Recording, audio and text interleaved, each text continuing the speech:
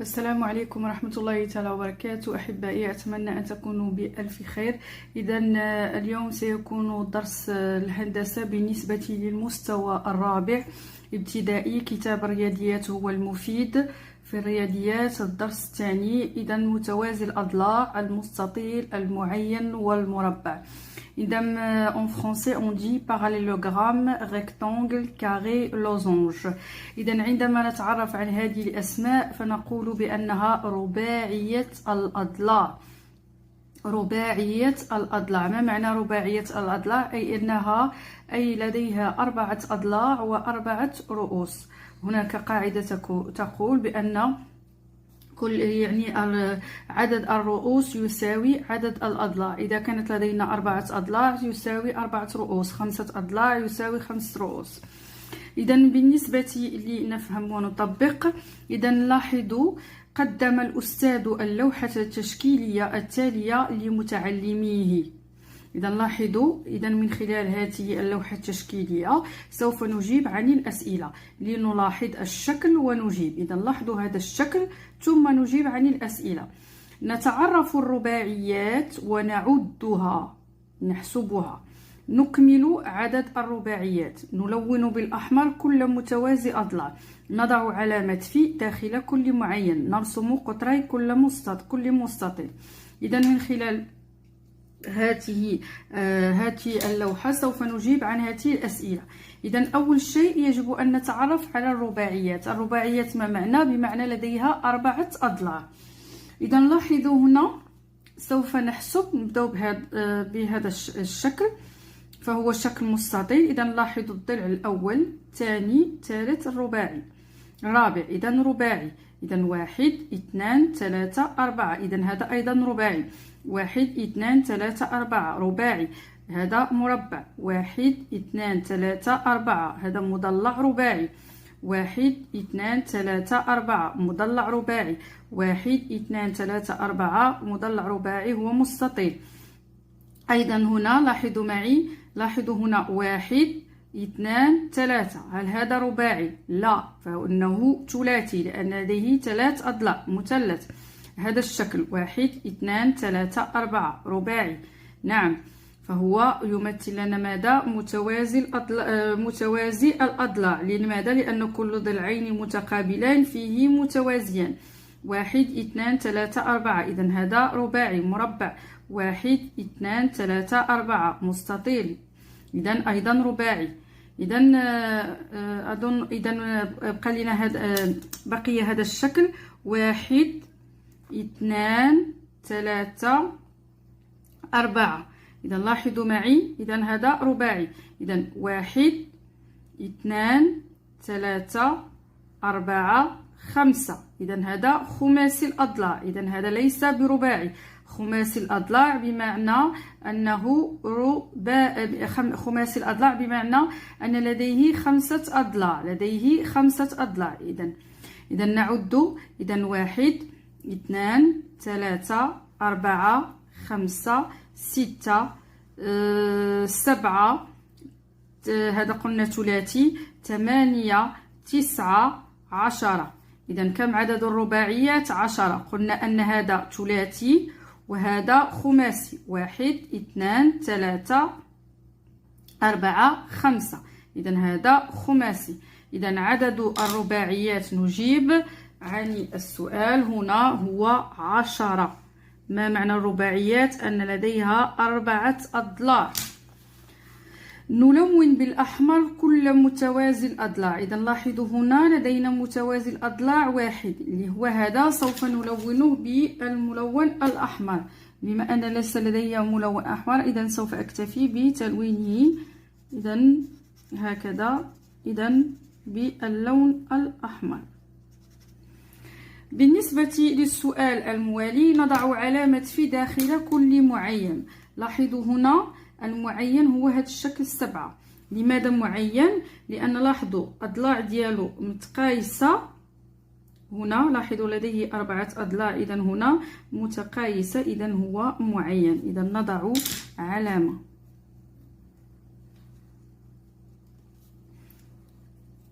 بالنسبة كذلك المعين لديه 4 زوايا ولكن غير قائمة. نرسم قطري كل مستطيل. إذا لاحظوا قلنا أن الشكل 10 فهو مستطيل. إذا نرسم ماذا؟ القطرين. إذا نرسم، نأخذ قلم الرصاص من الأحسن. إذا نرسم قطري ماذا؟ المستطيل. أظن أن لدينا 3 أشكال. إذا هكذا المستطيل، ثم الشكل الثاني أيضا هذا مستطيل. نرسم القطرين.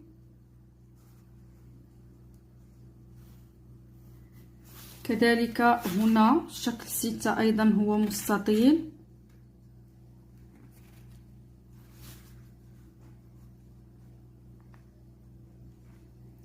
المستطيل لديه 4 أضلاع، كل ضلعين متقابلان متقايسان، بمعنى لديه ضلعان كبيران وضلعان صغيران. إذا هذا بالنسبة لأقطار المستطيل. إذا لدينا فقط 3 أشكال. السؤال رقم 1 الآن، التطبيقات. إذا لاحظوا لدينا جدول، ألاحظ الرباعيات ثم أكمل الجدول بوضع العلامة في الخانة المناسبة. إذا لاحظوا لدينا هنا الأشكال، سوف نكتب اسم كل شكل ثم نجيب عن الأسئلة، يعني خاصيات هذه الأشكال. إذا نبدأ على بركة الله. لاحظوا هذا الشكل 1 2 3 4. إذا لا هو مضلع رباعي، ولكن لا هو مربع ولا متوازي الأضلاع ولا مستطيل. إذا نكتفي فقط ونقول مضلع رباعي. الشكل الموالي، لاحظوا هو سوف نقول، لاحظوا كل ضلعين متقابلان متقايسان، يعني هذا الضلع يساوي هذا الضلع وهذا الضلع يساوي هذا الضلع ومتوازيان. لاحظوا أن القطر لهما نفس المنتصف، يعني هذا القطر كيساوي هذا القطر وهذا القطر كيساوي هذا القطر. إذا هنا نقول فهو متوازي الأضلاع. الشكل الموالي هو مربع. نعرف أن المربع أضلاعه 4 متقايسة، يعني هذا الضلع يساوي هذا الضلع يساوي هذا الضلع يساوي هذا الضلع، ولديه 4 زوايا قائمة. إذا هذا نسميه بمربع. الشكل الموالي فهو مستطيل. لاحظوا لديه قطران متقايسان ولديه ضلعان متقابلان متقايسان، وأيضا هنا ضلعين متقابلان متقايسان. إذا نقول هنا فهو مستطيل. الشكل الأخير فهو، لاحظوا، هو شكل معين. المعين لاحظوا أضلاعه أيضا 4 متقايسة، مثل المربع أضلاعه 4 متقايسة، ولكن لديه 4 زوايا غير قائمة. إذا نقول معين. الآن نتطرق إلى الخصائص كل شكل. إذا الخاصية الأولى تقول كل ضلعين متقابلين متقايسان ومتوازيان. هل نجدها في المضلع الرباعي؟ لا، بطبيعة الحال لا. بالنسبة للمتوازي الأضلاع، كل ضلعين، لاحظوا هذا الضلع يساوي هذا الضلع، يعني هذا الضلع مقابل مع هذا الضلع، إذا متقابلين متقايسان. نعم، وكل ضلعين متقابلان متقايسان ومتوازيان. نعم، إذا يحقق هذه الخاصية. نمر إلى المربع أيضا كل ضلعين متقابلان متقايسان ومتوازيان. المستطيل، نعم، كل ضلعين متقابلين، يعني واحد كيقابل الآخر متقايس معه. إذا نعم، أيضا المعين فهو أيضا كل ضلعين متقايسان متقابلان متقايسان ومتوازيان. الآن خاصية 4 أضلاع متقايسة. هذا ليس له أضلاع متقايسة. متوازي الأضلاع، لاحظوا هل 4 متقايسة؟ لا، كل ضلعين متقابلان متقايسان. المربع نعم يحقق هذه الخاصية، لأن خصو يكونوا 4 الأضلاع متقايسين ماشي غير 2. إذا المستطيل لا، لأن هاد الضلع كيساوي هاد الضلع، ولكن هاد الضلع كيساوي هذا الضلع، يعني 4 لا. هنا المعين نعم، لاحظوا هاد 2 شرطات يعني كتدل على 4 أضلاع متقايسة مثله مثل المربع، إذا نضع علامة. القطران لهما نفس المنتصف، لهما نفس المنتصف. إذا لاحظوا إلا خدينا مثلا متوازي الأضلاع، لاحظوا هذا القطر كيساوي منتصف هذا القطر، وهذا القطر كيساوي منتصف، نعم نضع علامة. أيضا بالنسبة للمربع نعم هذا القطر، لاحظوا هذا القطر يساوي هذا المنتصف، نعم. بالنسبة للمستطيل نعم، وكذلك أيضا المعين. الآن القطران متعامدان، بطبيعة الحال هذا المضلع الرباعي لا يحقق أي خاصية من هذه الخصائص. إذا المتوازي الأضلاع هل لديه قطران متعامدان؟ لا. إذا عندما نتكلم عن التعامد نتكلم على وجود زاوية قائمة، وكتعرفوا أن التعامد مثله مثل علامة زائد، يعني هكذا تطرقنا إلى من قبل، يعني بحال علامة زائد، وهنا كيكون عندنا التعامد. إذا يعني دليل التعامد يدل على وجود زاوية قائمة. إذا إلى لاحظنا هنا بالنسبة إلى خدينا الميزوات وبغينا نتأكدوا من أن هناك زاوية قائمة، لا، لاحظوا معي. إذا بالنسبة للمتوازي الأضلاع لا يحقق خاصية القطران متعامدان. نمر الآن إلى المربع، نعم لاحظوا أنه يحقق لي زاوية قائمة، إذا تعامد قطراه متعامدان، نعم جواب صحيح. بالنسبة للمستطيل نفس الشيء، سوف نجد لاحظوا هنا، لاحظوا ليست زاوية قائمة، إذا ليس متعامدان. المعين نعم سوف نجد أن لديه نعم التعامد، لاحظوا معي، لاحظوا إذا نعم قطراه متعامدان، إذا جواب صحيح.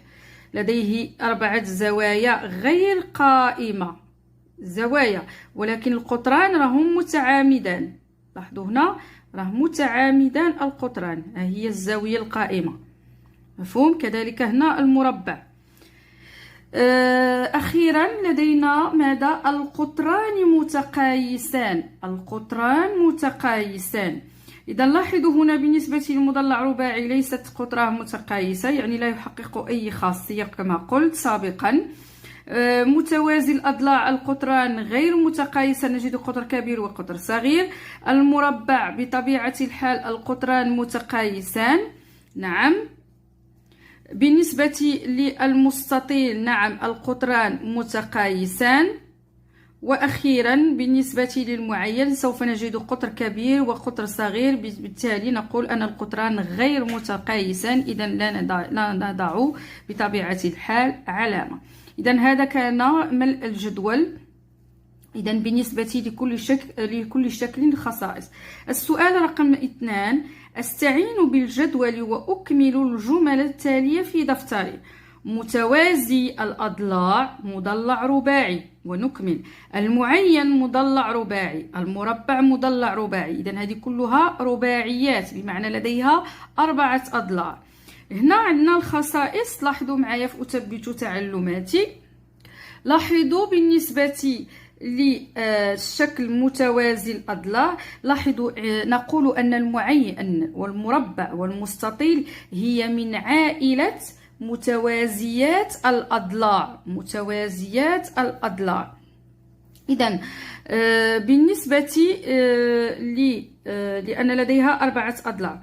بالنسبة للشكل متوازي الأضلاع، إذن نقول مضلع رباعي، ونكمل.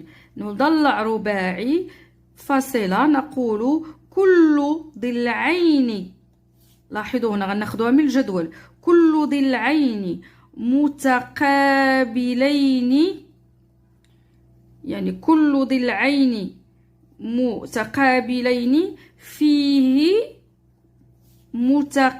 متقايسان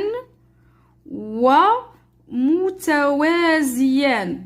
يعني من خلال الجدول الخصائص ديالو متوازيان وقطراه لهما نفس المنتصف وله ونضيف والقطران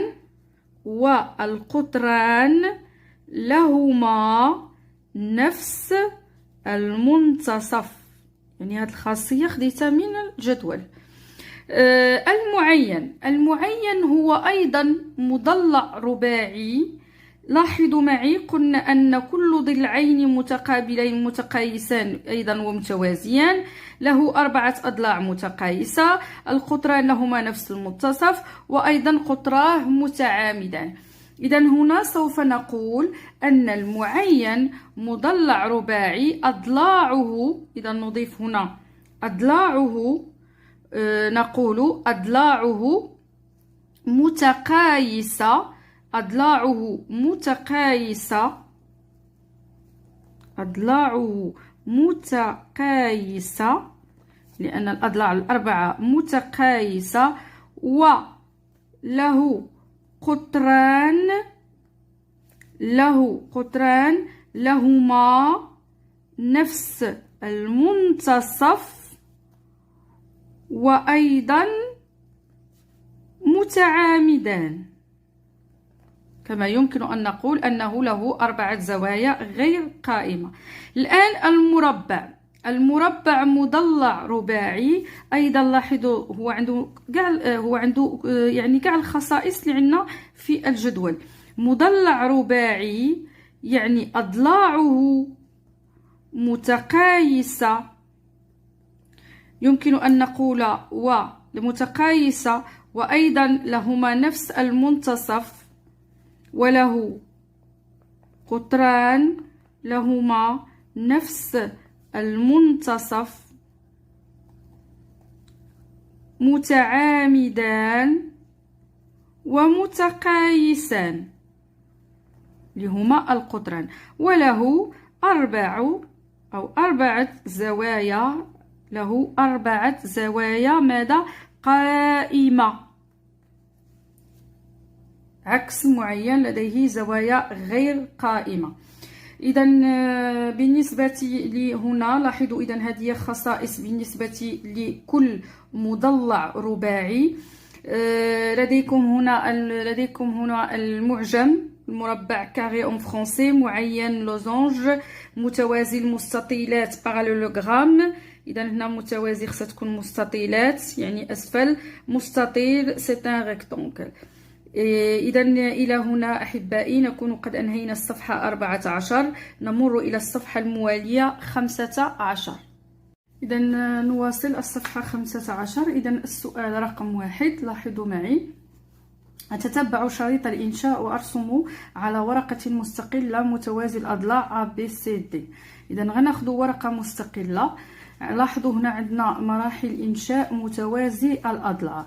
إذا ما يمكن أن نأخذه هو قلم الرصاص وورقة ومسطرة ومزوات. إذا هنا غادي ناخذ ورقة.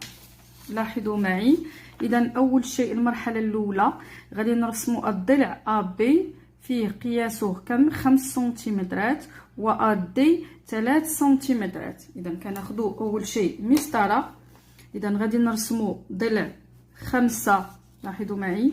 إذا الضلع الأول اللي هو ماذا؟ AB 5 سنتيمترات. إذا هنا غادي ناخدو 5 سنتيمترات AB، ثم CD 3 سنتيمترات. إذا لاحظوا معي سوف نرسم الضلع AD 3 سنتيمترات. إذا هنا عندنا A B ثم D. إذا المرحلة الثانية لاحظوا معي سوف نأخذ مسطرة ونضعها هكذا. لاحظوا معي كما لدينا في يعني التمرين. ثم نأخذ مزوات نضعها هكذا. لاحظوا معي كأننا سنرسم زاوية قائمة. لاحظوا. إذا لاحظوا كما في المثال، يعني كما في التمرين الذي لدينا. ثم نقوم بإزاحة ماذا؟ المزوات. إذا سوف أحاول، إذا غنبعد شيئا ما على النقطة بالنسبة للمزوات ونرسم. قلنا بأن يجب أن يكون دي سي يعني هو أيضا 5 سنتيمترات مثل AB، لأن قلنا كل ضلعين فيه متقابلان متقايسان. إذا هنا غادي نرسم 5 سنتيمترات بالنسبة لماذا؟ لدي سي. إذا هنا غادي يكون عندنا سي، وبالتالي نكمل فقط بالمسطرة هكذا. لاحظوا معي المرحلة الثالثة، ثم نكمل بالمسطرة لنرسم ماذا؟ سي بي. إذا لاحظوا غنوجدوا بأن AD 3 سنتيمتر و BC 3 سنتيمتر. لاحظوا هي 3 سنتيمترات، بما فيه أن هنا لدينا 5 سنتيمترات. وبهذا نكون قد أنشأنا المتوازي الأضلاع اللي هو ABCD، كل ضلعين فيه متقابلان متقايسان ومتوازيان. السؤال، نمر السؤال إلى السؤال رقم 4. Alors, quatrième exercice, donc je lis, je construis un parallélogramme en suivant les étapes suivantes. Alors, regardez cet exercice, ils n'ont pas donné la mesure. Comme l'exercice, troisième exercice, ils ont donné que AB, donc c'est 5 cm, AD c'est 3 cm. Alors nous-mêmes, on va prendre par exemple DC 5 cm et DA 3 cm, comme vous voulez la mesure. Alors, mais ici on va utiliser donc le compas. Donc troisième exercice, on a utilisé la règle et l'équerre, mais dans cet exercice, on va utiliser donc le compas. Alors regardez, donc je dessine, donc on a ici 3 étapes, donc premier, deuxième, troisième. Donc je prends moi-même donc une feuille et la règle. Alors je prends la mesure DC, on a dit c'est 5 cm. Alors regardez, je dessine ou bien je trace 5 cm. Donc on a dit que c'est DC. Et DA c'est 3 cm. Alors regardez, donc je dessine donc le sommet A aussi, alors DA, le segment DA. Et voilà, DA, donc 3 cm. Maintenant, je prends le compas. Donc, on va placer le compas sur le point D. Alors, et on écarte le jusqu'au point C. Regardez, donc ça c'est 5 cm. Après, ensuite, on place le compas sur le point A. Et je fais quoi? Et je trace un arc de cercle. Et voilà. Donc, c'est la même chose. Donc, c'est la même chose. On va refaire la même manipulation avec donc le côté DA. Alors regardez, donc DA, alors ici, regardez, donc la même chose, on place le compas sur le point, donc ici, donc jusqu'à le point D, jusqu'à le point, donc ici, jusqu'au point A, et maintenant, donc je place le compas sur le point C, et je trace donc l'arc de cercle. Et voilà le point B. Et je prends maintenant la règle et je termine, ou bien je relie, donc je trace le segment donc AB et donc BC. Et voilà, BC, donc regardez, c'est 3 cm. Et voilà le parallélogramme. Donc on a dit que donc c'est Donc le parallélogramme c'est quoi? Donc ce sont donc deux côtés, on a deux côtés opposables donc sont égaux, et aussi on a donc deux côtés donc on a dit que donc opposés donc égaux et en parallèle. donc إذا هذه هي الخاصية اللي تكلمنا عليها في التمرين رقم 1 بالنسبة للصفحة 14. يعني متوازي الأضلاع، كل ضلعين متقابلين متقايسان ومتوازيان، وكل ضلعين متقابلان يعني متقايسان ومتوازيان. Et voilà le parallélogramme donc construit avec le compas. إذا نمر الآن إلى التمرين رقم 5. إذا التمرين رقم 5 ماذا يقول؟ أملأ الجدول برقم الشكل المناسب. إذا لاحظوا معي هنا لدينا أشكال هندسية مرقمة بالأرقام، ولدينا جدول سوف نبحث عن المستطيلات المربعات المعينات ومتوازي الأضلاع. إذا لاحظوا معي هنا بالنسبة للمستطيلات لدينا نرى غير بالعين مجرد نرى أنه الشكل رقم 6. إذا المستطيلات لدينا شكل واحد الذي هو رقم 6. بالنسبة للمربعات أيضا لدينا الشكل رقم 7. ثم المعينات، لاحظوا المعينات لدينا ماذا؟ الرقم 4. إذا المعين نقول أن المعين هو ماذا؟ قلنا هو أضلاعه متقايسة. لاحظوا أضلاعه متقايسة يعني الأربعة. إذا هو الرقم ماذا؟ الرقم 4. بالنسبة لمتوازيات الأضلاع بمعنى متوازي الأضلاع، لاحظوا متوازي الأضلاع هو الرقم ماذا؟ الرقم 3. لاحظوا قلنا أن متوازي الأضلاع هو ماذا؟ هو قلنا كل ضلعين متقابلين متقايسان ومتوازيان. إذا عندنا رقم 3 وأيضا رقم 1. إذا عندنا رقم 3 وأيضا رقم 1. فيما تبقى لدينا الشكل رقم 2 والشكل رقم 5 عفوا.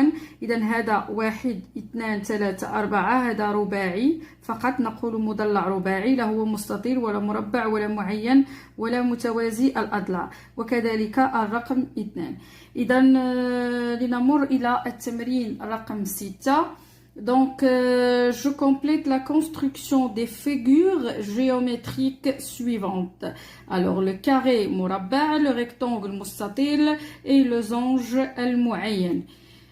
Donc, on va construire ces 3 figures en utilisant, donc c'est mieux qu'on va utiliser la règle et le compas.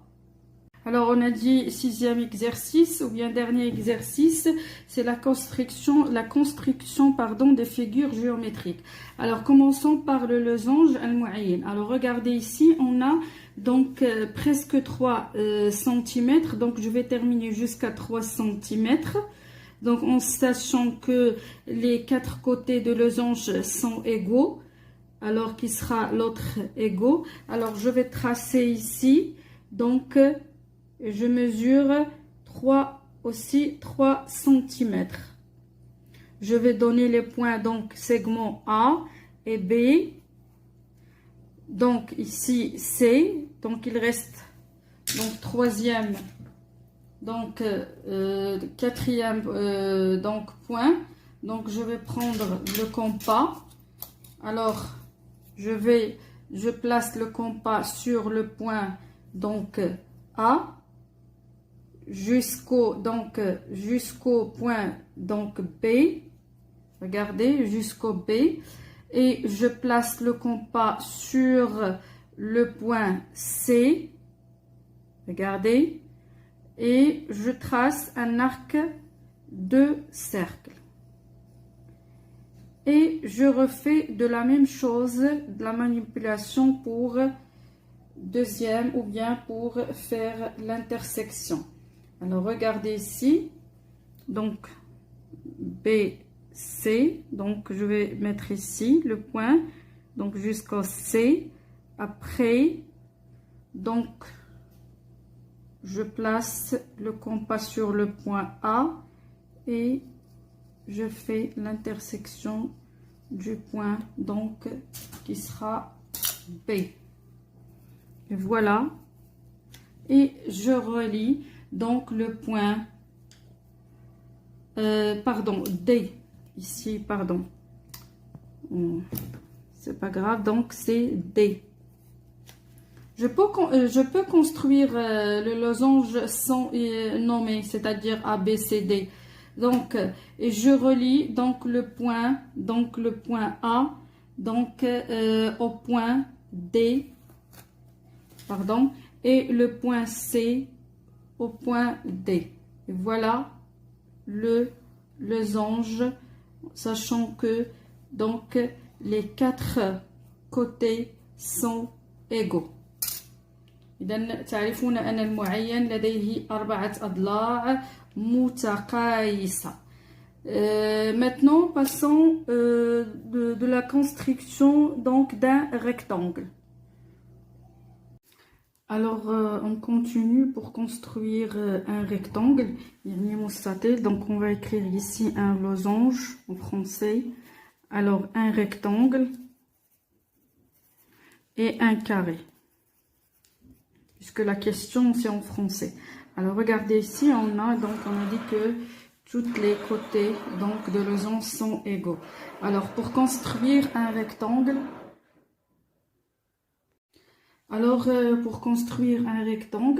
on sait donc, regardons, on va mesurer, donc c'est combien? Donc on a 3,5, donc on considère que c'est comme la longueur, donc il faut tracer largeur. On sait que le rectangle a 4 côtés, 2 côtés opposés plus grands s'appelle longueur et 2 côtés opposés plus petits s'appelle largeur, yani at-tul wa al-ard. Alors, on sait que pour tracer largeur, prenons par exemple, on va prendre 2 cm. On sait qu'un rectangle a 4 angles droits. Donc, à partir du premier côté, donc on trace donc un premier angle droit avec quoi? Avec une équerre en la plaçant de manière perpendiculaire. Donc, regardez, donc je trace. Donc, on va dire que trace la droite donc sur le côté de l'équerre. Regardez. Donc, après, je retire l'équerre et je prends la règle. Donc, regardez, on a dit que on va prendre largeur 2 cm. Alors, 2 cm, regardez. Donc, largeur. Donc, la même chose pour l'autre côté. Donc, je peux, soit je construis, donc je trace la longueur ou bien largeur. C'est la même chose. Donc, je vais prendre ici. Donc, regardez. Alors, la même chose ici. Ou bien je prends comme ça. Regardez.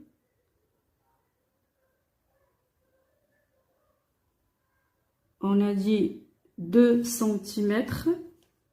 Donc, je vais prendre largeur. Donc, c'est plus. Soit je trace largeur ou bien longueur. Donc, c'est bon. Et je prolonge. Et je prolonge. Regardez. Et ça sera facile à terminer. Donc, le dernier côté, regardez, et voilà, donc on sait que il a 4 angles donc droits. Donc ça c'est, donc on a longueur 3,5 et largeur 2 cm, comme vous voulez. Alors concernant donc le carré, donc on sait que le carré il a 4 côtés donc égaux, donc c'est la même chose, on va utiliser l'équerre. Regardez, on mesure soit avec donc presque 3 cm. Il reste donc, je vais donc 3 cm. Alors les 4 côtés, ça sera 3 cm. Alors je vais, puisque aussi il a 4 angles droits, donc il faut à partir du premier côté, on trace donc un premier donc angle droit avec quoi? On a dit que il sera perpendiculaire. Donc regardez, et je retire l'équerre et je prends la règle puisque on a dit 3 cm, donc il faut donc que les 4 côtés sera 3 cm. Voilà, 3 cm. La même chose, je prends l'équerre. Alors regardez, je trace l'angle. Regardez.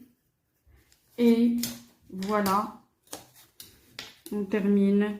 Donc, regardez ici. Donc, on a dit que c'est 3 cm. Et voilà. Je continue donc le dernier côté. Et voilà, le carré aussi. Il a 4 angles droits. Et tous les côtés sont égaux. Alors, ça, ce sont deux côtés, donc, égaux. Et ça, c'est donc deux côtés plus petits égaux. Alors, concernant l'exercice, le 6e exercice, on a terminé la construction des figures géométriques, losange et le rectangle et le carré. إذا إلى هنا أحبائي نكون قد أنهيت إذا الصفحة 14 و 15. إذا لنا لقاء في شريط آخر. دمتم في رعاية الله وإلى اللقاء.